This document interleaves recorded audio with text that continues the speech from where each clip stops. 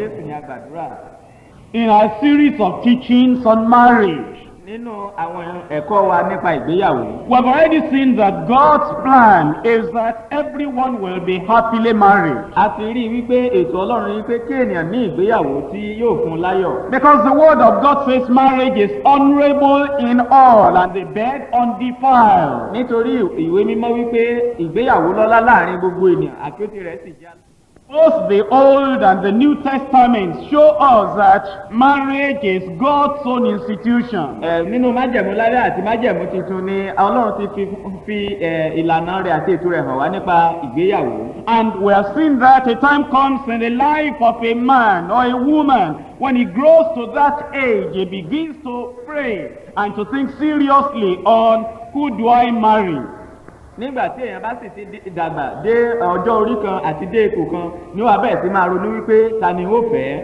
And we have also seen that at such a time it's important for the believer to pray. A sì ti wá rí i pé nígbà tó bá tó rú àkókò yìí ó ṣe pàtàkì fún onígbàgbọ́ láti gbàdúrà. Last week we talked on how to make the right choice. Ní ọ̀sẹ̀ tó kọjá a sọ nípa bí a ṣe ní láti yan ẹni tó yẹ. How to know the will of God. Bí a ṣe ní láti mọ ìfẹ́ Ọlọ́run. And that message is available on cassette for those who need to listen over and over to understand the various points therein. Ìwàásù láti gbà sílẹ̀ sínú kásẹ̀tì fún àwọn tí ó bá ń fẹ́ láti tún máa tẹ́tí sí léraléra kí wọ́n bá lè tètè lóye rẹ̀. Well, we are not little children. Ọmọdé kọ́ ni wá. You understand that when you know the will of God. Ó mọ̀ pé nígbà tó bá mọ ìfẹ́ Ọlọ́run And you have informed the lady or you have now come into agreement between the man and the woman. Tí ẹ̀yin méjèèjì yí ọkùnrin àti obìnrin tí ẹ̀sìn jíjọ fi ohùn ṣọ̀kan wípé ó fẹ́ ara yín. You don't the same day, say, come to my house now, we're husband and wife, praise the Lord, hallelujah. Ẹ kò ní sọ pé ní ọjọ́ kan náà nísinsìnyí pé ó ti di aya mi, ó ti di ọkọ mi,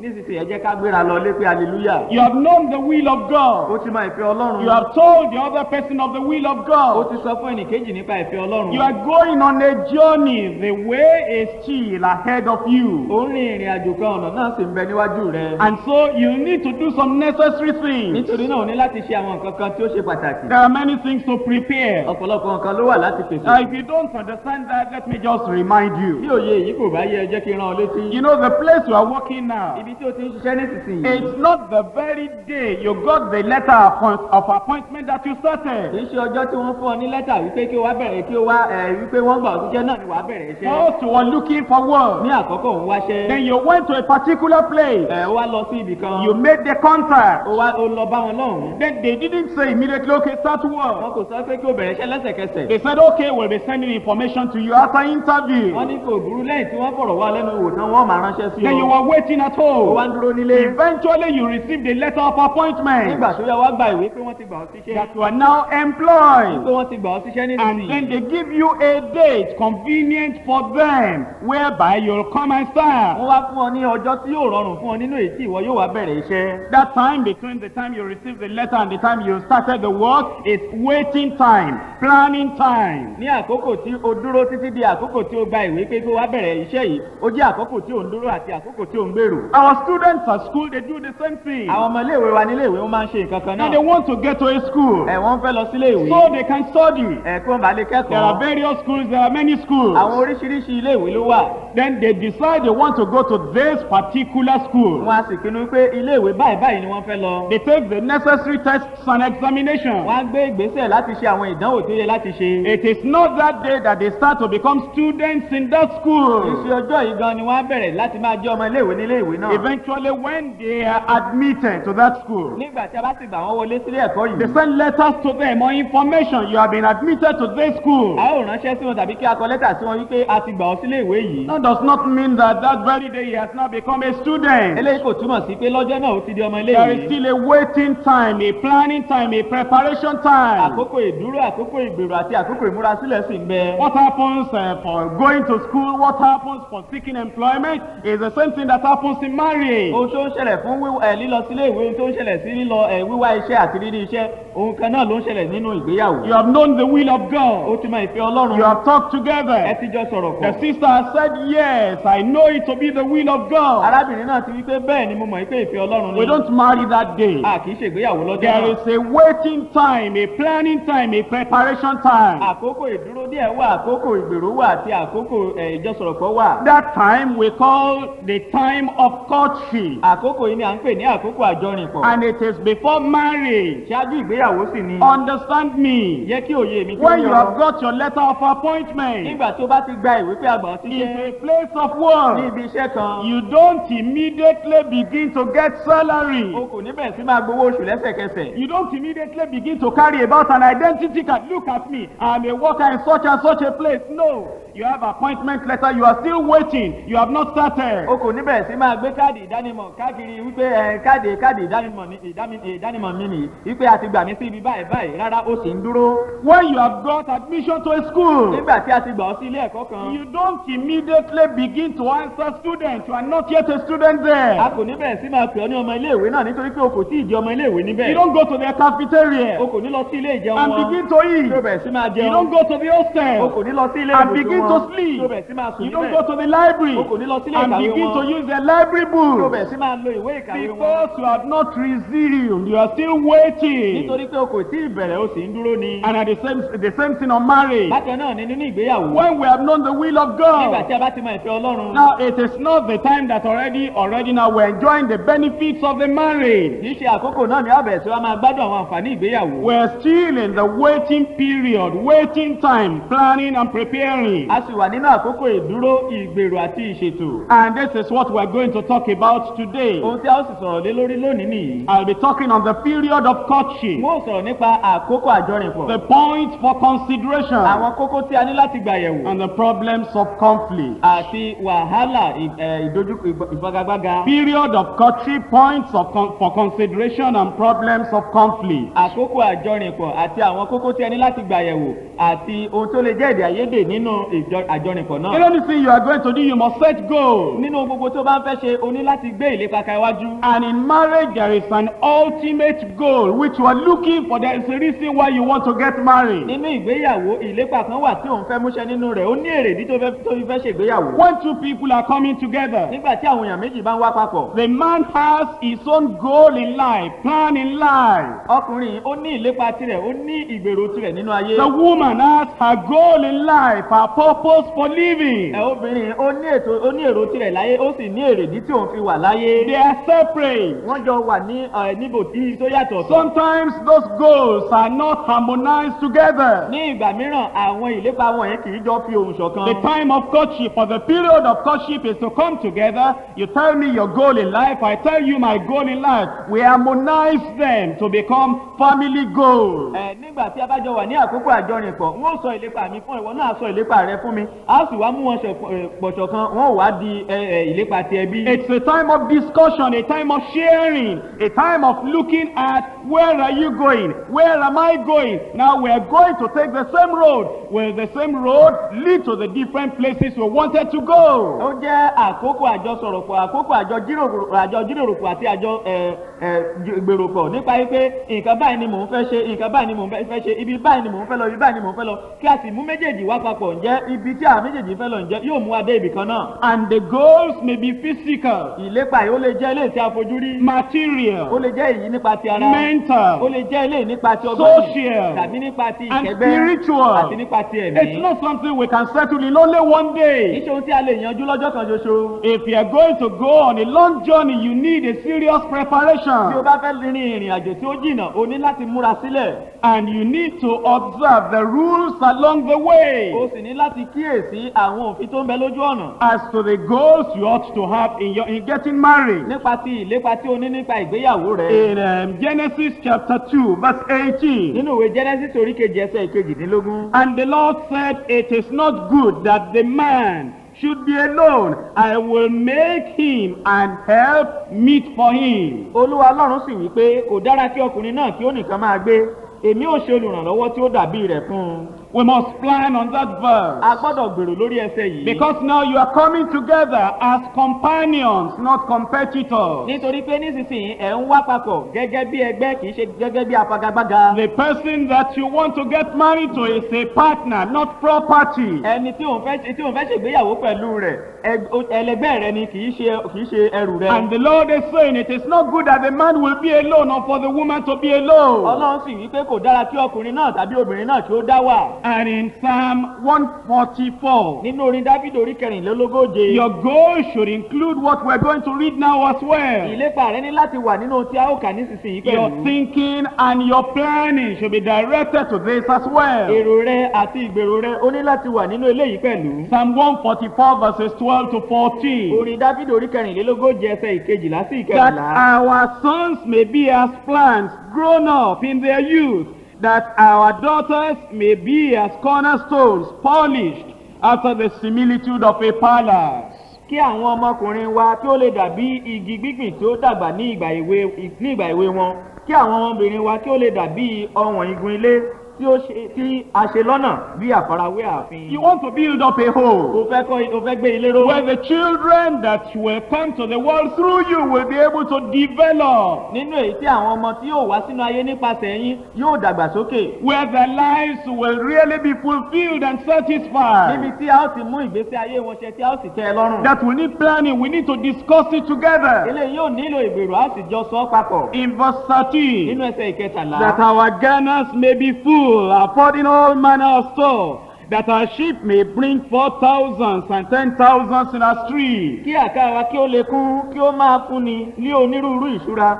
Kí àwọn àgùntàn wa kí ó máa bí ẹgbẹẹgbẹ̀rún àti ẹgbẹẹgbẹ̀rún mẹ́wàá ní ìgboro wa. That's talking of our profession, the work we do after marriage. Eléyìí ń sọ nípa iṣẹ́ tí à ń ṣe lẹ́yìn tí a bá ṣègbéyàwó tán. Well, if the wife has been working somewhere, the husband working another place, how do we harmonize our goals? How do we coordinate our lives together, different lives coming together, so that my work is prospering, your work is prospering, and everything is to the fulfillment of the goal of the family? Ní tẹ́lẹ̀tẹ́lẹ̀ rí ọkọ ti ń ṣiṣẹ́ lọ́tọ̀ ìyàwó sì ti ń ṣiṣẹ́ lọ́tọ̀ nísinsìnyí àwọn méjèèjì a sì wá fẹ́ wá papọ̀. Báwo ni a ó ṣe jókòó tí a ó jọ gbèrò pọ̀ tí a ó sì jọ sọ papọ̀ tó bẹ́ẹ̀ gẹ́ tó jẹ́ pé ìlépa wa nínú ayé yóò jẹ́ eléyìí tí yóò di mímúṣẹ. That our oxen may be strong to labor, that there be no breaking in or going out, that there be no complaining in our street. Kí àwọn màlúù wa kí ó lè rẹrù kí ó má sí ìkọlù tàbí ìkólọjáde kí ó má sí àròyé ní ìgboro wa.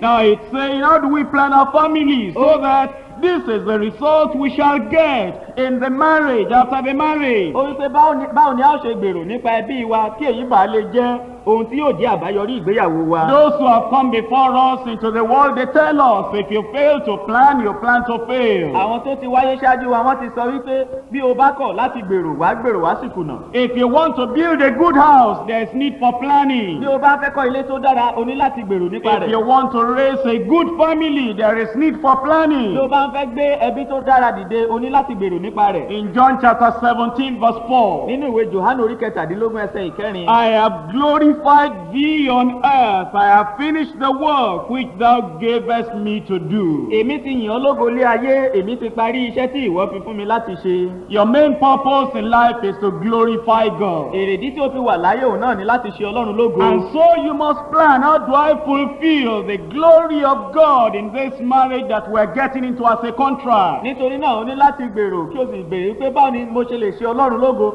nínú ìgbéyàwó tí a fẹ́ fi ohùn ṣọ̀kan láti ṣe yìí. In 1 Corinthians chapter 7 verse 2. Nínú Kọ́ríńtì kìíní orí kejì ẹsẹ̀ ìkejì. Nevertheless, to avoid fornication, let every man have his own wife, and let every woman have her own husband. Ṣùgbọ́n nítorí àgbèrè kí olúkúlùkù kí ó ní aya tirẹ̀ àti kí olúkúlùkù kí ó sì ní ọkọ tirẹ̀.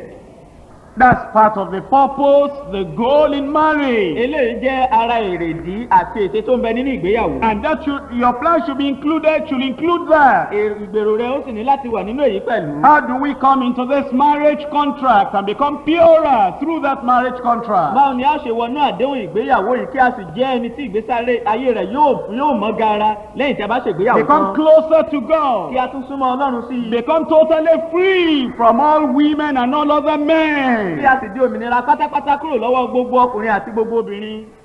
In Ecclesiastes chapter 4 verse 9. Nínú ìwé oníwàásù orí kẹrin ẹsẹ̀ ìkẹsàn-án. Two are better than one because they have a good reward for their labor. Ẹni méjì sàn ju ẹnìkan nítorí wọ́n ní èrè rere fún làálàá wọn. Now you see, these goals are not isolated. Àwọn ìlépa wọ̀nyí kò dá wà nìkan. As I've told you, the woman has her own goal. Gẹ́gẹ́ bí mo ṣe sọ fún ọ, obìnrin pẹ̀lú ní ìlépa tirẹ̀. The man has his own goals. Ọkùnrin pẹ̀lú ní ìlépa tirẹ̀. And these goals must be accommodated together, harmonized together, put together, mixed together, so that two goals become just one goal. Àwọn ìlépa àwọn méjèèjì wọ̀nyí, a ní láti dà wọ́n lù papọ̀, a ní láti so wọ́n pọ̀ ṣọ̀kan, a ní láti mú wọn wá papọ̀ kí wọ́n bá lè di ọ̀kan ṣoṣo. In Amos chapter 3 verse 3. Nínú ìwé Ámósì orí kẹta ẹsẹ̀ ìkẹta. No doubt you have heard this verse before. Láì ṣe àní-àní, o ti gbọ́ ẹsẹ̀ ìtẹ́lẹ̀ rí. What does it say? Kí ni ohun tí ó sọ? Can two work together except they be agreed? Ẹni méjì lè rìn pọ̀ bí kò ṣe pé wọ́n rẹ́. Listen to me. Tẹ́tí sí mi. Can two work together except they be agreed on where they are going? Ẹni méjì lè rìn pọ̀ bí kò ṣe pé wọ́n rẹ́ nípa ibi tí wọ́n ń lọ. You know, some people feel that if you have prayed and you have known the will of God, that is all. Àwọn mìíràn wọ́n lérò wípé nígbà tó bá ti gbàdúrà tó bá ti mọ ìfẹ́ Ọlọ́run, ó ti tán náà nìyẹn. What's your goal? What's her goal? Kí ni ìlépa rẹ? Kí ni ìlépa tirẹ̀? Can you walk together on the same road with somebody without knowing both of you where you are going? Ǹjẹ́ o lè jọ rìn pọ̀ ní ojú ọ̀nà kan náà pẹ̀lú ẹlòmíràn láì jẹ́ pé ẹ̀yin méjèèjì mọ ibi tí ẹjọ́ ń lọ? Can two work together except they be agreed on when they are going? Ẹni méjì lè rìn pọ̀ bí kò ṣe pé wọ́n rẹ́ nípa ìgbà wo ni wọ́n ń lọ. Can two work together except they be agreed on why they are going? Ẹni méjì lè rìn pọ̀ bí kò ṣe pé wọ́n bá rẹ́ nípa èrèdí rẹ̀ tí wọ́n fi ń lọ. Can two work together except they be agreed on how, in what way, what means or methods are they going to use in their going? Ẹni méjì lè rìn pọ̀ bí kò ṣe pé wọ́n bá rẹ́ nípa ìbí wọn ó ṣe lọ àti ọ̀nà tí wọ́n ó gbà rìn lọ sí ibi tí wọ́n lọ. Can two work together except they be agreed on what they are going to get where they are going? Ẹni méjì lè rìn pọ̀ bí kò ṣe pé wọ́n bá rẹ́ nípa ohun tí wọn yóò rí gbà níbi tí wọ́n ń lọ. That's why we come together for planning during the courtship. Ìdí rẹ̀ ní tí a fi ń wá yẹ kí a jọ jókòó pọ̀ fún ìjọsọ̀rọ̀pọ̀ àti ìgbèròpọ̀ ní àkókò àjọrìnpọ̀. Where are we going? Níbo là ń lọ? Are we in agreement? Ǹjẹ́ a wà ní If we're in agreement, bí èdè wa bá we yéra, are getting ready for the marriage. ni à ń múra sílẹ̀ fún ìgbéyàwó. When are we going? Nígbà wo là ń lọ? Are we in agreement? Ǹjẹ́ a fohùn ṣọ̀kan? If we're in Bí a bá agreement, fohùn ṣọ̀kan, we are ready now to prepare for the a ti marriage. ṣe tán nísinsìnyí láti múra sílẹ̀ fún ìgbéyàwó. Why have we come together? Kìí ṣe tí a fi wá papọ̀. Why are we going to where we are Kìí going? ṣe tí a fi ń lọ sí ibi tí à ń lọ. If we're in Bí agreement, a bá wà ní ìfohùn ṣọ̀kan, then we're getting ready to go where we're going. nígbà náà a múra sílẹ̀ láti lọ sí ibi tí à ń lọ. How are we going? Báwo ni a ṣe ń lọ? What method? Ọ̀nà wo ni à ń gbà What ṣe? means? Báwo ni a ti ń ṣe? What road are we taking? Ọ̀nà wo là ń gbà? If we're in agreement on how, Bí a bá fohùn ṣọ̀kan nípa báwo ni, we're getting prepared to really starting the journey. à ń múra sílẹ̀ láti bẹ̀rẹ̀ ìrìn àjò náà. By the way, what are we going to get where we are Kí going? ni nǹkan tí a ó ti ẹ̀rí gbà níbi tí à ń lọ náà? So that it becomes profitable. Kí ó bá di eléyìí tí ó ṣe wá ní We're èrè. in agreement on what we are going to Bí a get. bá ti fohùn ṣọ̀kan nípa ohun tí a ó rí gbà. So you are asking where, when, why, how, and what. Nítorí náà, ò ń béèrè nípa níbo ni, nígbà wo ni, àti kí ni. That's what that verse is saying. Can two work together except they be agreed? Ohun tí ẹsẹ̀ yìí sọ nìyí pé ẹni méjì lè rìn pọ̀ bí kò ṣe pé wọ́n rẹ́. That's why the courtship period is very necessary and very important. Ìdí rẹ̀ ní tó fi jẹ́ pé àkókò àjọrìnpọ̀ ó ṣe pàtàkì lọ́pọ̀lọpọ̀. The goals we're setting must be definite. Àwọn ìlépa wa tí à ń gbé ka iwájú wa ó gbọ́dọ̀ dá wa lójú. Practical, not Ó theoretical. gbọ́dọ̀ jẹ́ eléyìí tí ó ṣe kìí ṣe eléyìí tí a kàn mọ̀ lágbárí. It must be something possible and feasible, not just idealistic. Ó jẹ́ eléyìí tí ó ní láti jẹ́ nǹkan tí ó ṣeé ṣe tí àwọn kẹ̀rí lè ṣe tí kò kàn ń ṣe nǹkan tí à ń rò lọ́pọlọ wa. In Proverbs chapter 24 verse 27. Nínú ìwé òwe orí kẹrìnléní ogún ẹsẹ̀ ìkẹtàdínlọ́gbọ̀n. Proverbs 24 verse 27. Ìwé òwe orí kẹrìnléní ogún ẹsẹ̀ ìkẹtàdínlọ́gbọ̀n. Prepare thy work without, make it fit for thyself in the field, and afterwards build thine house. Múra iṣẹ́ rẹ sílẹ̀ lóde kí o sì fi ìtara tulẹ̀ oko rẹ níkẹyìn èyí kí o sì kọ́ ilé rẹ. He's telling us that there's need for planning. Ó sọ fún wa wípé ó yẹ fún ènìyàn láti gbèrò. Proverbs 19, Òwe orí kọkàndínlógún verse 2. ẹsẹ̀ ìkejì. Proverbs 19, verse 2. Òwe orí kọkàndínlógún ẹsẹ̀ ìkejì. Also that the soul be without knowledge, it is not good. And he that hasteth with his feet sinneth. Pẹ̀lúpẹ̀lú ọkàn láì ní ìmọ̀ kò dára. Ẹni tí ó bá sì fi ẹsẹ̀ rẹ̀ yára yóò ṣubú. Notice a saying, if you are in a hurry, you don't know where you are going, why you are going, when you are going, and what you are going to get over there. You just rise up and you take your journey. You are too much in a hurry that is not wise. Èyí ni pé bí o kò bá mọ ibi tí ò ń lọ, báwo ni o ṣe ń lọ, kí ni ò ń lọ ṣe, àti nǹkan tí ò ń lọ ṣe lọ́hùn, bí o bá ń yára kánkán, èyí ni pé wàá ṣubú lójú ọ̀nà. Proverbs 29, verse 20. Ìwé òwe orí kọkàndínlọ́gbọ̀n ẹsẹ̀ ogún. Seest thou a man that is hasty in his words?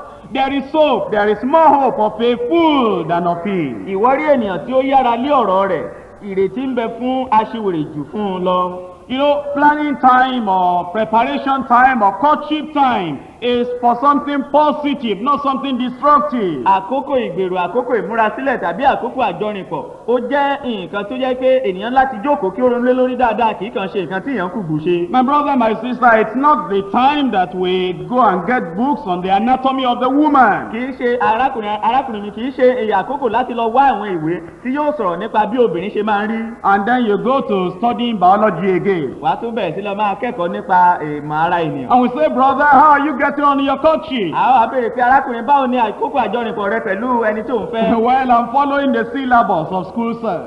Mò ń tẹ̀lé ìlànà tí a ti gbé fún wa nígbà tá a wà ní kọ́lẹ́jì. The biology I know now about women, I never knew it before. Àwọn nǹkan nípa ìyára obìnrin tí mo ti mọ̀ nísinsìnyí n kò mọ̀ tẹ́lẹ̀ rí. I'm starting to know that, you know, in the book they told me that women have 2 legs and 1 nose and 1 mouth and 2 eyes. I'm really getting knowledge. Nísinsìnyí wọ́n tilẹ̀ sọ fún mi nínú ìwé náà wípé obìnrin ní ẹsẹ̀ méjì, wọ́n ní ojú méjì, wọ́n ní imú kan, wọ́n ní ẹnu kan. Mo ń gba ìmọ̀ kún ìmọ̀ ni. It is not the time to go into books of anatomy and be studying about a woman or about a man. That's too early. Kì í ṣe àkókò láti lọ bẹ̀rẹ̀ sí máa wá àwọn ìwé tó jẹ́ pé ó sọ̀rọ̀ nípa ìyára ọkùnrin tàbí nípa ìyára obìnrin. Eléyìí ti yá jù.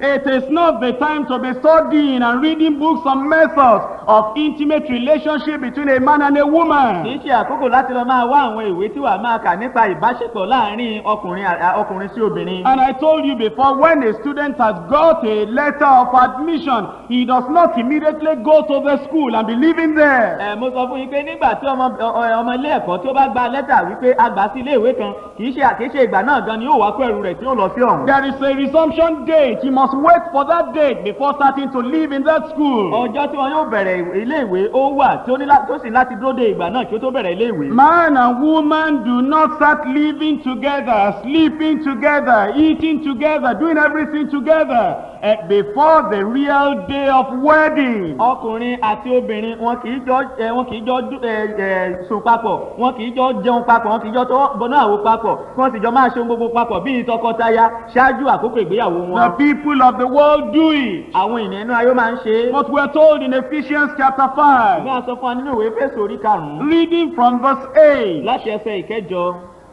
For ye were sometimes darkness, but now are ye light in the Lord. Walk as children of light. Nítorí ẹ̀yin ti jẹ́ òkùnkùn lẹ́ẹ̀kan, ṣùgbọ́n nísinsìnyí ẹ̀yin di ìmọ́lẹ̀ nípa ti Olúwa. Ẹ máa rìn gẹ́gẹ́ bí àwọn ọmọ ìmọ́lẹ̀. Verse 10, proving what is acceptable unto the Lord. Ẹsẹ̀ ìkẹwàá, ẹ sì máa wádìí ohun tí í ṣe ìtẹ́wọ́gbà fún Olúwa. And have no fellowship with the unfruitful works of darkness, but rather reprove them. Ẹ má sì bá àìléso iṣẹ́ òkùnkùn kẹ́gbẹ́ pọ̀, ṣùgbọ́n ẹ kúkú máa bá wọn wí. For it is a shame even to speak of those things which are done of them in secret. Nítorí ìtìjú tilẹ̀ ní láti máa sọ̀rọ̀ nǹkan wọn ni tí wọ́n ń ṣe níkọ̀kọ̀. The unbelievers go into many acts of immorality and atrocities at the time of their own courtship. For the child of God, it must not be so. Àwọn aláìgbàgbọ́ wọn máa ń lọ sínú ìwà ọ̀bùn oríṣiríṣi ní àkókò àjọrìnpọ̀ wọn, ṣùgbọ́n fún ọmọ Ọlọ́run kò gbọdọ̀ rí bẹ́ẹ̀. In 2 Thessalonians chapter 3. Nínú ìwé Tẹsalóníkà kejì orí 3. Verse 8. Ẹsẹ̀ ìkẹfà. Now we command you, brethren, in the name of our Lord Jesus Christ, that ye withdraw yourselves from every brother that walketh disorderly, and not after the tradition which ye have received of us. àwa sì pàṣẹ fún yín ará ní orúkọ Jésù Kristi Olúwa wa kí ẹ̀yin kí ó yẹra kúrò lọ́dọ̀ olúkúlùkù arákùnrin tí ń rìn ségesège tí kìí ṣe gẹ́gẹ́ bí ìlànà tí wọ́n ti gbà lọ́wọ́ wa. For yourselves know how ye ought to follow us, for we behave not ourselves disorderly among you. nítorí ẹ̀yin tìkára yín mọ bí ó ti yẹ tí ẹ̀yin náà farawé wa nítorí àwa kò rìn ségesège láàrin yín. In 1 Timothy chapter 5, nínú ìwé Tímótì kìíní orí 5 verse 22, ẹsẹ̀ ìkejìlélógún. lay hands suddenly on no man, neither be partaker of other men's sin. má ṣe fi ìkánjú gbé ọwọ́ lé ẹnikẹ́ni bẹ́ẹ̀ ni kí o má sì ṣe jẹ́ alábàápín nínú ẹ̀ṣẹ̀ àwọn The ẹlòmíràn. part I want you to emphasize and understand during your courtship is this: keep thyself pure. ipa tí mò ń fẹ́ kí o mọ̀ kí o sì lóye rẹ̀ ní àkókò àjọrìnpọ̀ yín òun náà ni wípé para rẹ mọ́ ní ìwà funfun. In order to keep yourself pure, I want to give you 7 points. láti para rẹ mọ́ ní ìwà funfun mo fẹ́ fún ọ ní kókó méje. Points for consideration during the time of your courtship. àwọn kókó tí o ní láti gbàrò ní àkókò àjọrìnpọ̀ I yín. told you you need to plan mo together. ti sọ fún yín pé ẹni láti jọ gbòòrò pọ̀. Harmonize your goals in life. ẹni láti fi ìlépa yín pọ̀ ṣọ̀kan. Discuss and share your ideas together. ẹ jọ ṣe alábàápín èrò yín papọ̀. You are getting prepared for the marriage. ẹ múra sílẹ̀ fún ìgbéyàwó yìí. And that will necessitate your having to sit together, meet together, talk together, share together. eléyìí yóò sì mú pé kí ẹjọ́ jókòó papọ̀ kí ẹjọ́ jíròrò pọ̀ kí ẹjọ́ sọ̀rọ̀ pọ̀ kí ẹjọ́ ṣe alábàápín papọ̀. I'm giving you 7 points now to guide you in the times you are meeting together. mo ń fún ọ ní kókó méje nísinsìnyí tí ó ṣe amọ̀nà rẹ ní àkókò tí ẹ bá jọ ń pàdé láti jọ sọ̀rọ̀ pọ̀. The 7 points come under these words. 1, the place. àwọn kókó náà wá sí abẹ́ àwọn ọ̀rọ̀ yìí. èkíní ibi ìpàdé. 2, the posture. èkejì bí a ó ṣe pàdé. 3, the priority. ẹ̀kẹta ohun tí yóò ṣe pàdé tí ó ṣe 4, pàtàkì. the purity. ẹ̀kẹrin òun náà ni ìwà funfun. 5, the prayer. ẹ̀karùn-ún àdúrà. 6, the presence. ẹ̀kẹfà ìfarahàn. And 7, the praises. èkeje ìyìn. 1, the place of meeting. èkíní ibi ìjọpàdé. When we're meeting together to discuss, nígbà tí a bá jọ ń pàdé papọ̀ láti to sọ̀rọ̀ share ideas together, láti ṣe alábàápín èrò wa pọ̀. to reveal our goals and harmonize our goals. láti fi ìlépa wa hàn kí a sì jọ fi ìṣọ̀kan. The place of meeting ibi ìjọpàdé must not be secret, kò gbọ́dọ̀ jẹ́ ibi ìkọ̀kọ̀. must not be dark, kò gbọ́dọ̀ jẹ́ ibi òkùnkùn. must not be behind closed, locked kò doors. gbọ́dọ̀ jẹ́ ní inú yàrá ní tí a ti tilẹ̀kùn. It must be kò open, gbọ́dọ̀ jẹ́ ní gbangba. where other people can see níbi you. tí àwọn ẹlòmíràn ti lè rí yín. Because you see, that devil is not asleep. nítorí pé èṣù ni kò sùn.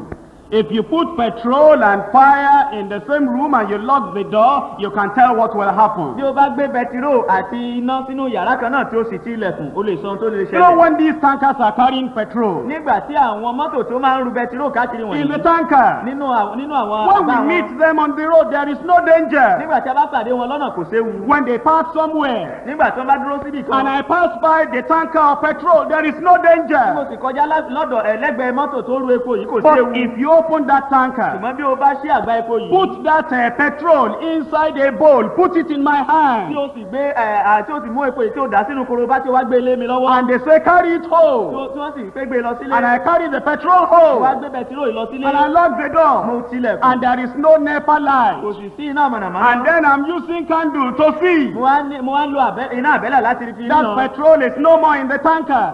bẹtiró yìí kò sí nínú àgbá It's epo now in mọ́. the bowl, ó ti wà nínú korobá inside my nínú room. yàrá mi. If I burn up before morning, you can tell what bí happened. mo bá jóná kí ilẹ̀ tó mọ́ o lè sọ ohun tó ṣẹlẹ̀. When you see that sister in the fellowship, nígbà tó rí arábìnrin nì ní ibi ìdàpọ̀ there is no kò danger. sí ewu. Like you see the tanker on the bí road. o ṣe ń rí mọ́tò tó ń ru epo lójú ọ̀nà. When you see the sister in the choir, there is no nígbà danger. tó bá rí arábìnrin náà nínú ẹgbẹ́ akọrin kò Like you séwu. see the tanker just somewhere parked on the bí o road. ṣe ń rí mọ́tò tó ń ru epo tí agbésẹ̀bá ọ̀nà níbi But kan. when that sister becomes to you the will of wọ́n God, nígbà tí arábìnrin tó bá wá di ìfẹ́ Ọlọ́run and fún that ọ petrol is put in your hand, in your Kí bowl. a sì wá gbé bẹtiró ilé ọlọ́wọ́ sínú And then you korobá carry rẹ̀. that petroler inside. Ó wá gbé epo ìwágbé lọ And you sílé. and that sister, you are together under closed door. Ìwọ pẹ̀lú arábìnrin ẹjọ́ wá tilẹ̀kùn mórí sílé. If she becomes pregnant the following month, we know what has Tó happened. bá lóyún ní oṣù tó tẹ̀lé amọ̀ tó ṣẹlẹ̀. That is why when you are considering your courtship, Ìdí rẹ̀ ní tí ó bá ń gba àkókò àjọrìnpọ̀ rẹ̀ wò. it is very major that the point of consideration must take into account the place of meeting. Ohun tí ó ní láti kókó tí ó kọ́ ní láti gbàrò òun náà ní pé níbo ni ibi ìjọpàdé wa. Ephesians chapter 4 verse 27. Éfésù orí kẹrin ẹsẹ̀ ìkẹtàdínlọ́gbọ̀n. Neither give place to the devil. Bẹ́ẹ̀ ni kí ẹ má ṣe fi àyè fún èṣù. If you give the devil an inch, he will go a Bí mile. o bá fi orí ìka rẹ fún èṣù yóò gba gbogbo apá rẹ. In 2 Corinthians chapter 2, Nínú ìwé Kọ́ríńtì kejì orí kejì verse 11. ẹsẹ̀ ìkọkànlá. 2 Corinthians chapter 2 verse 11. Kọ́ríńtì kejì orí kejì ẹsẹ̀ ìkọkànlá. Lest Satan should get an advantage of us, for we are not ignorant of his devices. Kí Sátánì má ba àrẹ wa jẹ nítorí àwa kò ṣe aláìmọ̀ àrékérekè rẹ̀. Take that point, it will do you good. Mú kókó yìí yóò ṣe ọ́ níre. Make sure that the place is not secret and dark and behind closed door. Make sure it is open. Rí i dájú pé ibi tí a ó ti jọ máa pàdé kì í ṣe ibi tó ṣókùnkùn, ibi kọ́lọ́fín tàbí ibi tí wọ́n ti tilẹ̀kùn rẹ̀. Number 2, the posture. Èkejì, bí a ó ṣe dúró. And when you are meeting together, Ní ìgbà tí a bá jọ pàdé. the posture of the man and the posture of the woman Bí ọkùnrin yóò ṣe rí àti bí obìnrin yóò ṣe rí. must not advertise any sin that is tempting or suggestive. Kò gbọ́dọ̀ polówó nǹkan kan tí ó bá lè mú ìdánwò bá ni. Your posture must not play on the other person's emotion or feeling. Bí ó ṣe dúró àti bí ó ṣe múra kò gbọ́dọ̀ mú ìdánwò kankan wá sínú ìmọ̀lára ẹni yìí. Your dressing must be normal and modest when you are meeting together. Ìwọṣọ rẹ ó gbọ́dọ̀ wà ní ìwọ̀ntúnwọ̀nsì kí ó sì bójúmu nígbà tí a bá jọ ń pàdé. Otherwise, you may become a stumbling block to the brother. Bí bẹ́ẹ̀ kọ́ ó lè di òkúta ìdìgbòlù fún arákùnrin yìí. Or the brother can become a stumbling block to the sister. Tàbí arákùnrin ó lè di òkúta ìdìgbòlù fún arábìnrin In náà. Romans chapter 14, Nínú ìwé Róòmù orí kẹrìnlá verse 13, ẹsẹ̀ ìkẹtàlá. let us not therefore judge one another anymore, but judge this rather, that no man put a stumbling block or an occasion to fall in his brother's way. Nítorí náà ẹ má ṣe jẹ́ kí a tún máa dá ara wa lẹ́jọ́ mọ́, ṣùgbọ́n ẹ kúkú máa ṣe ìdájọ́ èyí kí ẹnikẹ́ni má ṣe fi ohun ìkọ̀sẹ̀ tàbí ohun ìdìgbòlù sí ọ̀nà arákùnrin rẹ̀. 1 Corinthians chapter 8, verse 9. Kọ́ríńtì kìíní orí kẹjọ ẹsẹ̀ ìkẹsàn-án. But take it, lest by any means this liberty of yours become a stumbling block to them that are weak. Ṣùgbọ́n ẹ máa kíyèsára kí òmìnira yín yìí kí ó má ṣe di ohun ìkọ̀sẹ̀ fún àwọn ẹni tí ó ṣe àìlera. You know, some young men and some young women will say, after all, we have liberty. We have known the will of God, after all. Àwọn ọ̀dọ́mọkùnrin àti ọ̀dọ́mọbìnrin mìíràn wá wípé alómìnira ara wa ṣèbí àti mọ ìfẹ́ Ọlọ́run. And after all, we are saved and sanctified and baptized in the Holy Ghost. Ṣèbí àti di ẹni ìgbàlà ní sọdi mímọ́ àti ti bá títí wa pẹ̀lú ẹ̀mí mímọ́. And of course, doesn't the Bible say where the Spirit of the Lord is, there is liberty? Àṣẹ Bíbélì náà kọ́ ló wí pé níbi tí ẹ̀mí Ọlọ́run bá gbé wọ̀ òmìnira ń bẹ. That same Bible is warning you, take it, lest by any means, in any way, by any method, for whatever reason, this liberty of yours becomes a stumbling block to your brother or to your sister. Bíbélì kan náà ló tún sọ wípé ṣùgbọ́n ẹ máa kíyèsára fún ìdí kan tàbí òmíràn bí ó ti wù kí ó rí kí ẹ máa kíyèsára kí òmìnira yín yìí kí ó má ṣe di ohun ìkọ̀sẹ̀ fún àwọn tí ó ṣe àìlera. Number 3. Nígbà tí ẹ bá jọ pàdé pọ̀ láti sọ̀rọ̀ pọ̀. The discussion will be random and haphazard. There will be confusion if there is no order in what you are discussing. Bí ohun tí ẹ bá ń sọ tó bá kàn jẹ́ pé eléyìí tó kàn rí ségesège ni tí kò ní orí tí kò nídìí rúkèrúdò yóò wà nínú rẹ̀. If it is just sister, let me see you tomorrow. Tó bá jẹ́ pé arábìnrin jẹ́ kí n rí ọlọ́la ni. No plan of what to say. Kò sí ìgbèrò lórí ohun tí ẹ ó sọ. No plan of what to Kò discuss. sí ìgbèrò lórí ohun tí ẹ ó jọ sọ pọ̀. No problem to handle and to Kò solve. sí ìṣòro tí a ó jọ jókòó tí a ó jọ yanjú. But you see, there should be priorities. ohun tí a ní láti ṣe ní láti You wà. write them down. wàá kọ sílẹ̀. You order them. wàá là wọ́n So that the discussion or the sharing will be orderly. kí àjọpín náà àti àjọsọpọ̀ náà kí ó bá lè wà létòlétò. That saves time. eléyìí ó dín ní lákòókò. And it puts things in proper perspective. ó sì fi ohun gbogbo sí ipò tí ó yẹ. In 1 Corinthians chapter 14, nínú ìwé Kọ́ríńtì kìíní orí kẹrìnlá. I'm reading there in verse 40. mò ń ka ẹsẹ̀ ogójì níbẹ̀. Let all things be done decently and in order. ẹ máa ṣe ohun gbogbo tẹ̀yẹtẹ̀yẹ àti lẹ́sẹẹsẹ. The next point is purity. èyí tó tẹ̀lé òun náà ní ìwà funfun. You know, if you're meeting together, as I've told you before, bí ẹ bá jọ ń pàdé pọ̀ bí mo ṣe sọ fún yín tẹ́lẹ̀. according to 1 Thessalonians chapter 5, gẹ́gẹ́ bí Tẹsalóníkà kìíní orí karùn-ún. verse 22, ẹsẹ̀ ìkejìlélógún. we must avoid even the appearance of evil. a gbọ́dọ̀ máa ta kété sí ohun gbogbo tí ó jọ ibi. Abstain from all appearance of evil. ẹ máa ta kété sí ohun gbogbo tí ó jọ ibi. Avoid anything that will bring temptation. máa ta kété sí ohunkóhun tí ó bá mú ìdánwò wá. I told you that if you give the devil a little chance, he'll totally possess the situation. mo sọ fún ọ pé bí o bá fún èṣù ní nǹkan kúkúrú yóò gba àkóso gbogbo nǹkan And how náà. many people have, said to the sister, well, after all, it's just a little kiss. àwọn mélòó nínú àwọn èèyàn ló ti sọ fún arábìnrin pé ṣèbí ìfẹnukoni lẹ́nu díẹ̀ ni. And a little kiss resulted into pregnancy. ìfẹnukoni lẹ́nu díẹ̀ wá doyún. You see, purity is very, very important. ìwà funfun ṣe pàtàkì lọ́pọ̀lọpọ̀. It is not the time to be behaving like the world. kì í ṣe àkókò láti máa hùwà bíi With ti no ayé. fruit of the spirit, no temperance, no self-control. láìsí èso ti ẹ̀mí láìsí ìkóra ẹni ní ìjánu. Let's move on. ẹ jẹ́ kí á tẹ̀síwájú. Then there should be prayer. àdúrà ní láti wà. You need to ask God for Himself. o ní láti béèrè lọ́wọ́ Ọlọ́run fún You know, there are ìrànlọ́wọ́. many problems that come on as you are planning. ọ̀pọ̀lọpọ̀ ìṣòro ni ó wà bí ẹ ti máa ń gbèrò. Problems with the parents of the man, with the parents of the woman. ìṣòro pẹ̀lú òbí ọkùnrin tàbí òbí obìnrin. And there are problems in, getting enough finance to be able to even settle the home. àwọn ìṣòro tilẹ̀ lè wà nípa owó láti lè fi tọ́jú ilé. Sometimes the lady has had a child before the marriage. ìgbà mìíràn obìnrin ó ti lè bímọ kí ó ti kí àkókò ìgbéyàwó That's ní when tó she dó. was in the world. èyí ni pé nígbà tó wà nínú ayé. And we need to bring up all these problems and handle them with a prayer. sì ní láti mú àwọn ìṣòro wọ̀nyí wá kí a sì yanjú wọn pẹ̀lú And àdúrà. sometimes it is the man that is having a ní problem. ìgbà mìíràn ó lè jẹ́ ọkùnrin ló ní ìṣòro. And so prayer is very important when you are meeting together. nítorí náà nígbà tí ẹ bá jọ ń pàdé pọ̀ àdúrà ṣe pàtàkì. You're asking for help. ò ń béèrè fún You're ìrànlọ́wọ́. asking for ò ń wisdom. béèrè fún You're ọgbọ́n. asking for guidance in ò planning. ń béèrè fún ìtọ́ni nínú ìgbèrò.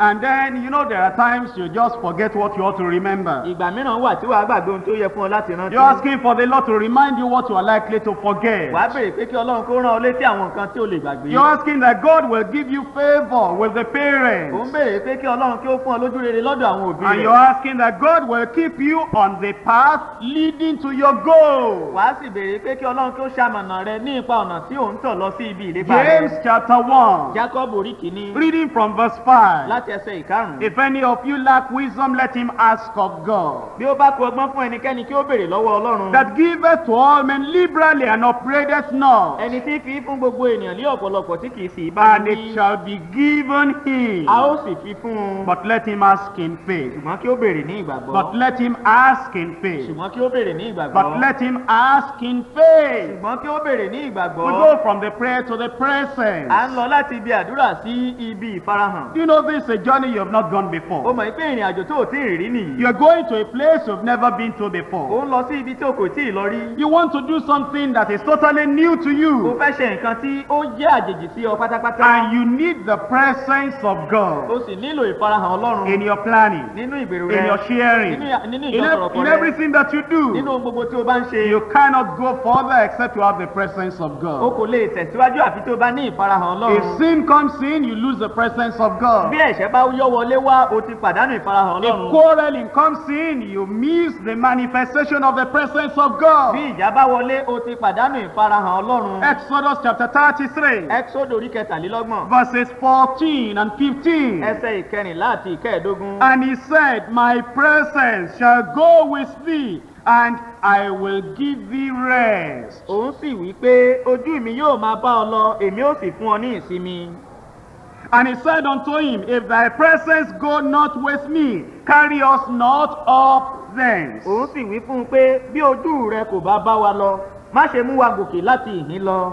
At the time you are planning the marriage, you need the presence of God. Ní àkókò tí ẹ ń gbèrò ìgbéyàwó, ẹ nílò ìfarahàn Ọlọ́run. All along the way, the presence of God is indispensable. You cannot walk an inch, go any step without the presence of God. Ní bí o bá ṣe ń rìn lọ ní ojú ọ̀nà náà, o kò lè ṣàìmá nílò ìfarahàn Ọlọ́run ní gbogbo ìgbésẹ̀ tí o bá ń gbé. Now, if you are in courtship, this may surprise you. Bí ẹ bá jọ wà ní àjọrìnpọ̀, eléyìí lè yà ọ́ lẹ́nu. In Psalm 150, verse 8. Nínú orin Dáfídì, orí àádọ́jọ ẹsẹ̀ ìkẹjọ. Psalm 150, verse 8. Orin Dáfídì orí àádọ́jọ ẹsẹ̀ ìkẹjọ. You know, sometimes you come together, now you are sharing, you are discussing. Nígbà mìíràn, ẹjọ́ wá papọ̀, ẹjọ́ ń sọ̀rọ̀ pọ̀, ẹ sì jọ ń ṣe alájọpín. And the discussion has not been very orderly. Ìjọsọ̀rọ̀pọ̀ yìí kò wá jẹ́ ilé tó wà lẹ́sẹẹsẹ. There has been argument, Àríyànjiyàn ti wà. disagreement, Èdè àìyedè and conflict. àti ìjà. And you know, some people, the way they end up the whole meeting, Àwọn ẹlòmíràn bí wọ́n ṣe ń parí gbogbo ìpàdé wọn. the sister will start crying, take her bag, and then walk away. Arábìnrin yóò gbé àpò rẹ̀, yóò bẹ̀rẹ̀ sí máa ké, yóò sì máa lọ. Sister, come back, we have not finished. Arábìnrin padà wá, ò tí ì ṣe tán.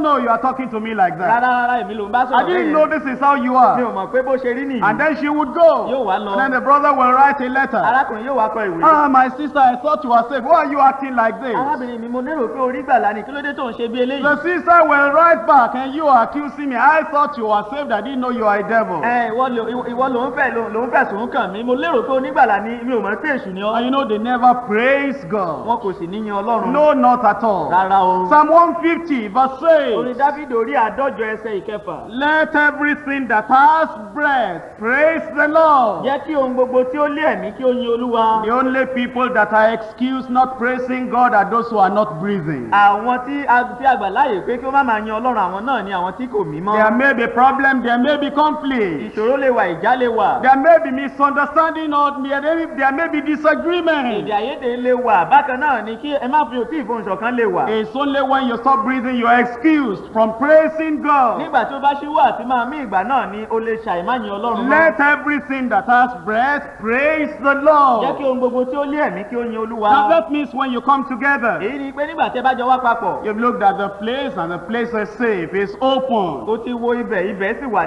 ibẹ̀ sì jẹ́ gbangba. Your posture, your dressing, your attitude to one another is not tempting anybody. Ìdúró rẹ, ìwàsí rẹ àti ìwọṣọ rẹ kò dá ẹnikẹ́ni wò. In your discussion, there is good and wonderful priority, orderly discussion. Nínú ìsọ̀rọ̀ rẹ àti ohun gbogbo tí ẹjọ́ ń fẹ́ jíròrò rẹ̀, ẹ ṣe tẹ̀yẹ̀tẹ̀yẹ̀ àti As you lẹ́sẹlẹ́sẹ. meet together, there is purity that undergirds, underlines, and supports everything you are doing and saying. Bí ẹjọ́ ń pàdé láti jọ sọ̀rọ̀ pọ̀, ìwà funfun wà tí ó ń ṣe amọ̀nà tí ó sì ń darí tó ń tọ́ ohun gbogbo tí ẹ̀ ń And ṣe the Lord tẹ̀sí is sọ. granting you help and wisdom and guidance and favor because you are praying. Olúwa sì ń ràn ọ́ lọ́wọ́, ó ń ṣe amọ̀nà rẹ, ó sì ń fún ọ ní ìtọ́ni àti pé ó tẹ̀ ọ́ lẹ́yìn bí ó ṣe ń And gbàdúrà. the presence of God is going with you. Ojú Ọlọ́run sì ń bá ọ lọ. And then you are praising the Lord every Ó time. sì ń yin Olúwa nígbà gbogbo. I quickly want to handle problems of conflict. Ní kankan mo tètè fẹ́ yanjú àwọn wàhálà tó èdè àìyedè. We've looked at the period of courtship.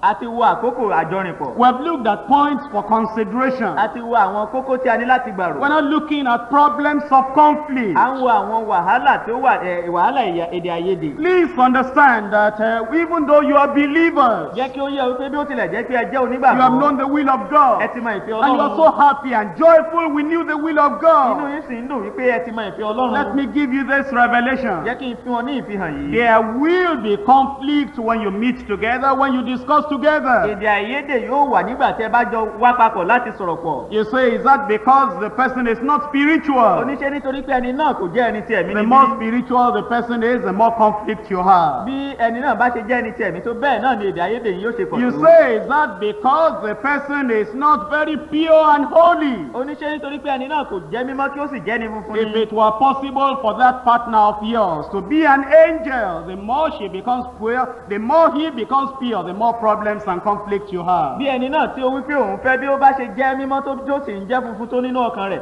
bẹ́ẹ̀ náà ni ìṣòro tí ẹ ó máa ní yóò ṣe pọ̀ tó. Maybe he's not consecrated. Bóyá kò ya ara rẹ̀ sọ́tọ̀. The more consecrated you see, the more problem you Bí ó have. bá ṣe ya ara rẹ̀ sọ́tọ̀ tó bẹ́ẹ̀ náà ni ẹ ó ṣe máa ní ìṣòro Let tó. me explain to Jẹ́ kí you. n ṣàlàyé You fún know, ọ. if I were to marry an angel, Come on. if, you know, if God were just to say now, you are so wonderful. I just don't want you to marry a human being. I'm going to do a special favor. Have this angel. Ó mọ̀ pé bí Ọlọ́run bá máa sọ wípé àmúkàn tí ó ní sìn pé ènìyàn àgbàyanu ni ọ́, n kò fẹ́ kí o fẹ́ ènìyàn ṣùgbọ́n áńgẹ́lì ní kí o fẹ́. I mean, human beings have their problems. Ènìyàn ní ìṣòro wọn. And here is an angel. Get married to this angel. Áńgẹ́lì nìyí fẹ́. If that were possible, Bí èyí bá ṣe é from the ṣe. first day of courtship to the last day of courtship, there will be conflict. Láti ọjọ́ àjọrìnpọ̀ wọn títí di ọjọ́ tí àjọrìnpọ̀ wọn yóò parí, èdè àìyedè yóò That máa wà. angel is too pure for me. Áńgẹ́lì yóò ti mọ́jù fún mi. Will see mistake in every word I say. Yóò máa rí àṣìṣe ní gbogbo ọ̀rọ̀ If tó bá I sọ. sleep, that is too much. He doesn't sleep. Bí mo bá sùn eléyìí ti pọ̀jù kì í If sùn. I am tired, he's rebuking me. Why are you Bí ó tired? bá rẹ̀ mí yóò máa bá mi wí kí ló dé tó fi rẹ̀ ọ́. It's an angel. I'm a human being. Áńgẹ́lì ni ènìyàn ni mí. I will have to say, God, have this angel back. Give me a human being. Màá ní láti wí pé Ọlọ́run gba áńgẹ́lì yìí padà kó fún mi You know, lénìyàn. when two people come together, Nígbà tí àwọn ènìyàn méjì bá jọ wá to papọ̀. really understand, we have different backgrounds, Láti lè lóye ara wa ibi ọ̀tọ̀ọ̀tọ̀ láti tọ́ wa different dàgbà. understanding, Òye ọ̀tọ̀ọ̀tọ̀ la ní. different parents, Òbí ọ̀tọ̀ọ̀tọ̀ la ní. different ideas in life, Ìmọ̀ ọ̀tọ̀ọ̀tọ̀ nípa and ayé la different ní. levels of consecration.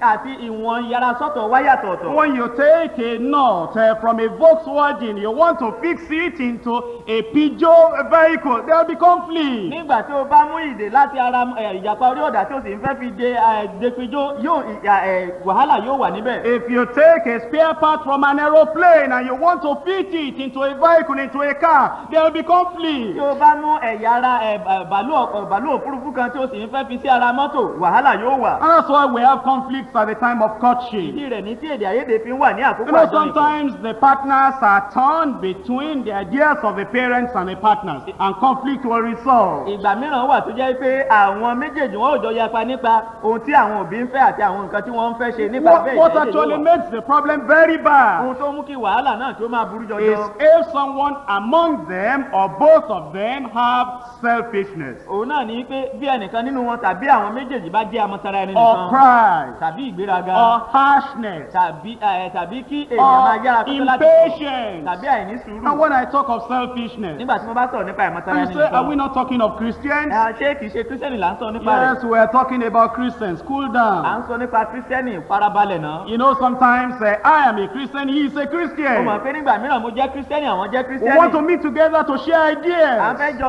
ìjókòó papọ̀ kí a jọ sọ nípa The ìmọ̀. brother has sheets full of what he wants to discuss. Arákùnrin ó ní ìwé tí ó ti kún ní pẹ̀lú ohun gbogbo tí ó The fẹ́ sọ. sister also has points she wants to discuss. Arábìnrin pẹ̀lú ó ní kókó tí ó ń fẹ́ sọ. We sit down. Àjọjókòó. The man wants to talk. Ọkùnrin fẹ́ The sọ̀rọ̀. woman wants to talk. Obìnrin fẹ́ sọ̀rọ̀. Does not want to give chance to the other partner. Kò fẹ́ fi ààyè sílẹ̀ fún èkejì rẹ̀. While one is still talking. Nígbà tí èkìní ń sọ̀rọ̀. Wait, I remember something. Dúró mo rántí ìkíní kan. That's selfishness. Ìmọ̀tara ẹni And nìkan that ni. thing will bring conflict. Nǹkan yìí yóò sì mú èdè àìyedè Or wá. sometimes it is Ìgbà pride. mìíràn ó lè jẹ́ ìgbéraga. Not the man doesn't want the woman to know that she has any area of ignorance at all. Èyí ni pé ọkùnrin kò fẹ́ kí obìnrin kó mọ̀ wípé òun ní ibi àìlera kankan rárá. Or there's harshness and impatience. Àìmúsùúrù àti gàràngàràn wà nínú rẹ̀.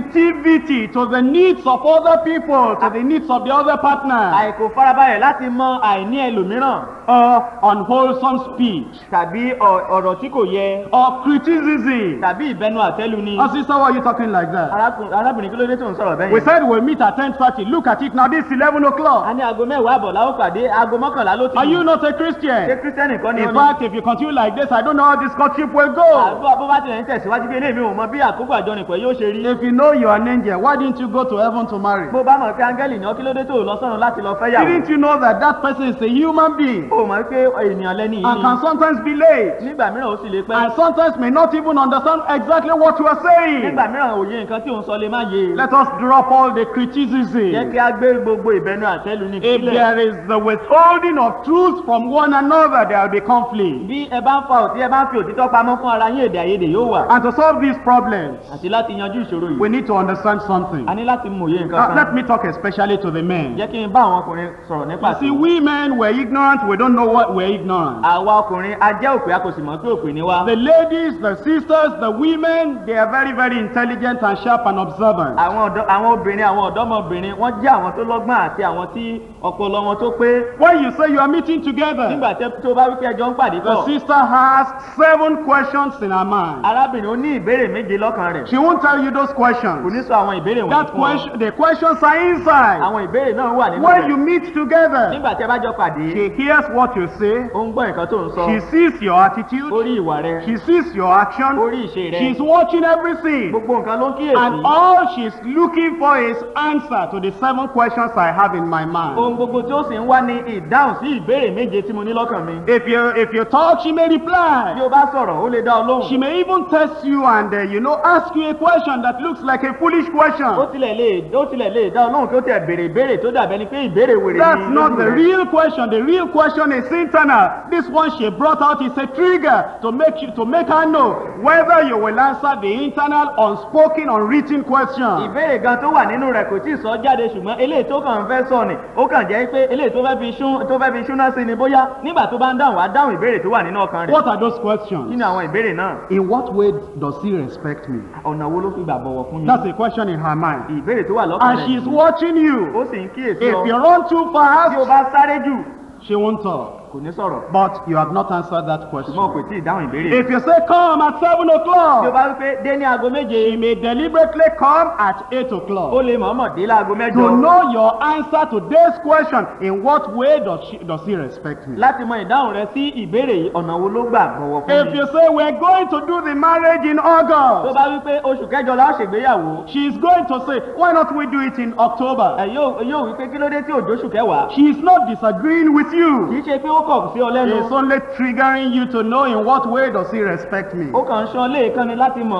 ọ̀nà wo ló fi gbà bọ̀wọ̀ fún mi. And you don't know she's asking any question. o sì mọ̀ pé ó ń béèrè ìbéèrè He just kankan. blast. He just continue to talk. wàá kàn bú wàá bẹ̀rẹ̀ sí máa And he sọ̀rọ̀. marks wrong on that question. yóò sì fagilé ìbéèrè yìí. Already you are in for o trouble. ti wá bọ́ sínú ìyọnu. Question number 2. ìbéèrè kejì. How does he treat my parents? báwo ni ó ṣe ń ṣe sí àwọn òbí mi. And he will not tell you kò directly. ní sọ fún ọ lójúkojú. But she has the unspoken, unwritten question at her. ṣùgbọ́n ó ní ìbéèrè náà tí a kọ sí ọkàn. Question 3. ìbéèrè kẹta. How will he treat me after we are married? báwo ni ó ti ṣe sí mi nígbà tí a bá ṣègbéyàwó tán. Question 4. ìbéèrè kẹrin. Does he have any habits that annoy? ǹjẹ́ ó ní ìwà kan tó máa ń bíni nínú bí? Is he willing to change? ǹjẹ́ ó ṣetán láti yí padà bí? Question 5. ìbéèrè karùn-ún. How committed is he to wait until marriage before asking for sexual intimacy? báwo ni ó ṣe lè mú sùúrù tó láti dúró títí di ìgbà tí a bá ṣègbéyàwó kí ó tó máa béèrè fún ìjọlòpọ̀ láàrin ọkùnrin sí obìnrin? Question 6. ìbéèrè kẹfà. Is he totally committed to God? ǹjẹ́ ó fi ara rẹ̀ jì fún ọlọ́run Is he pátápátá? serious with the Christian faith? ǹjẹ́ ó mú ìgbàgbọ́ yìí lókùnkúndùn? Is he totally committed to the word of God? ǹjẹ́ ó fi ara rẹ̀ jì fún ọ̀rọ̀ ọlọ́run Is bí? he committed to the people of God? ǹjẹ́ ó fi ara rẹ̀ jì fún àwọn ènìyàn ọlọ́run bí? Question 7. ìbéèrè keje. Why am I afraid to tell him who I am? kí ni ìdí rẹ̀ tí ẹ̀rù fi ń bà mí láti sọ ẹni tí mo jẹ́ fún You un? think that sister has told you everything she is? o lérò pé arábìnrin ti sọ gbogbo nǹkan tó jẹ́ fún ọ? No, sir. rárá o. All the time of courtship, ní gbogbo àkókò àjọrìn she kan is scratching the surface. níṣe ló kàn ń fi ọwọ́ hún ẹ̀yìn She rẹ̀ is lásán. looking at your ó ń response. wo bí ó ti hùwà sí i. Is he able to handle my personal, private knowledge gracefully? ǹjẹ́ ó lè yanjú wàhálà mi nípa ti ẹ̀mí àti nípa ti ara pẹ̀lú And you ọ̀fẹ́? don't know that she's asking all these questions in her heart. o sì mọ̀ wípé ó ń béèrè gbogbo ìbéèrè yìí nínú ọkàn rẹ̀. So you just behave like Esau. Oh, let's go. nítorí náà wàá wá hùwà bíi ti ìsọ̀ jẹ́ ká You lọ. run. wàá sáré. You fly. wàá fò. You read Bible. wàá ka You Bíbélì. pray. wàá gbàdúrà. You quote Bible. wàá yan ẹsẹ̀ And all Bíbélì. the time she is saying, does she respect me? gbogbo àkókò ni ó sì ń wí pé ǹjẹ́ ó tilẹ̀ bọ̀wọ̀ Does fún he mi? really love me? ǹjẹ́ ó tilẹ̀ fẹ́ràn How is mi? he going to treat me when we marry? báwo ni ó ti ṣe sí mi nígbà tí a bá And ṣègbéyàwó because you tán? refuse to answer those questions with your action, with your expression, she never is really able to yield. nítorí pé o sì kọ̀ láti dáhùn àwọn ìbéèrè wọ̀nyí nínú ìṣe rẹ àti nínú ọ̀rọ̀ rẹ kò ní lè fi ara rẹ̀ Our fún ọ. time is gone, but let me show you how to resolve your conflicts. If the conflicts are already there. àkókò wa ti lọ ṣùgbọ́n jẹ́ kí n fi hàn ọ́ bí o ṣe lè yanjú àwọn èdè àìyedè bí ó bá ti wà níbẹ̀. Number 1, be honest with yourself. ìkíní jẹ́ olóòótọ́ sí ara Be rẹ. willing to admit when you are at fault. ṣetán láti gbà nígbà tó bá jẹ̀bi. Have humility and ask for forgiveness from the partner when you are wrong. ní ìrẹ̀lẹ̀ kí o sì béèrè fún ìdáríjì nígbà tí nǹkan tí o bá sọ ò bá yẹ. If you read Matthew 7:1-5, that will clear you. bí o bá ka Mátì orí keje láti ẹsẹ̀ ìkíní dé ìkarùn-ún eléyìí yóò ṣàlàyé Number rẹ̀. 2, never try to hurt or revenge. èkejì má ṣe gbìyànjú láti ṣẹ̀ tàbí gbẹ̀san. Respect, trust, and admiration must abide between both of you. bọ̀wọ̀ fún un kí o sì rí i dájú dájú wípé ìbọ̀wọ̀ fún ara yín wà láàrin ẹ̀yin méjèèjì. As Romans chapter 12 verses 17 to 19. èyí ni Róòmù orí kejìlá láti ẹsẹ̀ ìkẹtàdínlógún dé Number 3, ìkọkàndínlógún. when a desire to strike back comes to you, stop. ẹ̀kẹta, nígbà tí àníyàn láti gbẹ̀san padà tó bá ń dìde, dáwọ́ dúró. Gracefully and carefully withdraw all your statements and all attitude that is going to bring any further disagreement. Gbogbo ohun tí ó lè fẹ́ dìde inú rẹ̀ láti sọ̀rọ̀ tàbí láti ṣe nǹkan mìíràn, ìwọ dáwọ́ rẹ̀ dúró. Pray and let Jesus help you to regain your perspective and restore your self-control. Gbàdúrà sì jẹ́ kí Jésù Kristi kí ó dá ìkóra ẹni ní ìjánu rẹ àti ìtẹrani lórí bà rẹ padà. Always learn to say these important words. Ìwọ gbìyànjú láti kọ́ bí wàá ṣe sọ àwọn ọ̀rọ̀ tó ṣe pàtàkì. Whether you feel like or not, Yálà o fẹ́ tàbí o kò fẹ́. just know how to say it and say it in faith. Mọ̀ bí wàá ṣe sọ kí o sì sọ pẹ̀lú ìgbàgbọ́. Anytime there is trouble, Ìgbàkúgbà tí wàhálà bá wà. anytime there is conflict, Ìgbàkúgbà tí èdè àìyedè bá wà. whether you are the one that is wrong or is the one that is wrong, Yálà òun ló jẹ̀bi ni tàbí ìwọ ló jẹ̀bi. just learn to say, I forgive you. Sáàkọ́ láti wí pé mo dáríjì ọ́. Now, you need to do that properly. O ní láti ṣe eléyìí dáadáa. Okay, I forgive you and let me rest. Kò burú, mo dáríjì ọ́, jẹ́ ń sinmi. I forgive you. Mo dáríjì ọ́. You know there is a difference. O mọ̀ pé ìyàtọ̀ wà. When there is trouble, the tendency is to say, I forgive you, like if a lion is talking. Nígbà tí wàhálà bá ṣẹlẹ̀, nǹkan tó máa ṣẹlẹ̀ tó lè ṣẹlẹ̀ ni pé mo dáríjì ọ́ bí ẹni pé kìnìún ló ń bú. Be gentle. Ìwọ jẹ́ oníwà Be pẹ̀lẹ́. loving. Jẹ́ onífẹ̀ẹ́. Let the fruit of the Spirit come out when you are saying, I forgive you. Jẹ́ kí èso ti ẹ̀mí kí ó jáde nígbà tí o bá ń wí pé mo dáríjì ọ́. Now, in communication, when you are talking to one another, Nínú ìsọ̀rọ̀pọ̀ nígbà tẹ́ bá jọ ń sọ̀rọ̀ sí ara ask yín. yourself, is what I'm saying really true? Béèrè lọ́wọ́ ara rẹ̀, ǹjẹ́ nǹkan tí mò ń sọ jẹ́ òtítọ́? Do I really have the facts on what I'm discussing with my partner? Ǹjẹ́ mo ní òtítọ́ nípa nǹkan tí mò ń sọ pẹ̀lú ẹnìkejì mi? Is what I would like to say profitable to my partner? Ǹjẹ́ nǹkan tí mò ń sọ yóò ṣe ẹnìkejì mi ní Will it rere? help him, build him, develop him, or will it hurt him and discourage him? Ǹjẹ́ yóò ràn án lọ́wọ́? Ǹjẹ́ yóò gbé e ró? Ǹjẹ́ yóò dùn tàbí yóò mú ìbàjẹ́ bá a bí? Is this the proper time to say? Ǹjẹ́ àkókò tó yẹ láti sọ nìyí? Or should I wait for a better time when he will be ready to listen to me? Tàbí kí n dúró de àkókò tí yóò ṣetán láti tẹ́tí sí mi? Is my attitude right? Ǹjẹ́ ìwà mi yẹ bí? Am I saying it in love? Ǹjẹ́ mò ń sọ nínú ìfẹ́? Are the words which I will use the best possible way of saying what I want to say? Ǹjẹ́ gbólóhùn tí ó lò yóò jẹ́ gbólóhùn tó dára láti sọ nǹkan tí mo fẹ́ sọ Have I jáde? prayed about this matter that I want to discuss with my partner? Ǹjẹ́ mo ti gbàdúrà lórí ọ̀ràn tí mo fẹ́ bá ẹnìkejì mi sọ? Am I trusting God to help me? Ǹjẹ́ mò ń gbẹ́kẹ̀lé Ọlọ́run pé kó ràn mí lọ́wọ́? Let's eventually end up with Proverbs chapter 3, Jẹ́ kí a parí rẹ̀ pẹ̀lú ìwé òwe orí kẹta, verse 5 and verse 6. ẹsẹ̀ ìkarùn-ún àti ìkẹfà. Trust in the Lord with all thine heart, lean not unto thine own understanding. Fi gbogbo àyà rẹ gbẹ́kẹ̀lé Olúwa, má sì ṣe tẹ̀ sí ìmọ̀ ara rẹ. In all thy ways acknowledge him, and he shall direct thy path. Mọ̀ ọ́ ní gbogbo ọ̀nà rẹ, òun ó sì máa tọ́ ipa ọ̀nà rẹ. And the going might have been rough for you in your courtship. Àkókò àjọrìnpọ̀ yóò ti lè dàbí eléyìí tí kò jágara But fún you know, if we trust the Lord, Ṣùgbọ́n bí a bá gbẹ́kẹ̀lé Olúwa, whatever is wrong, ohunkóhun yóò the Lord will bring them back. Ọlọ́run yóò mú Whatever we have lost, Ohunkóhun yóò fi we will àti pàdánù. regain A ó tún ní wọn again. gbà If you padà. are not already a child of Bí o kò bá God, sì di ọmọ why Ọlọ́run, not tell the Lord, make me a child of God, forgive all my sins, save my soul, and all these things will become possible. gbogbo àwọn kan wọ̀nyí yóò wá ṣe é ṣe fún ọ. Rise up and let us pray. Dìdúró kí á gbàdúrà.